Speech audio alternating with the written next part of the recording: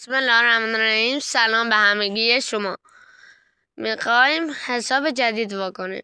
میزنیم به ورود به سیستم. خب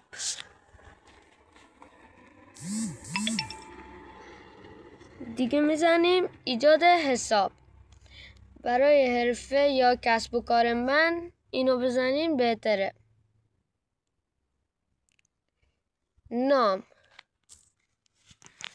میزنیم یاسین. نام خانوادگی هم نام خانوادگی رو میزنید. سال 1985، ماه ژوئیه، روز 2، جنسیتم هرچی خواستین من میزنم مذکر. بعدی به همین سادگی است. خدا نگهدار.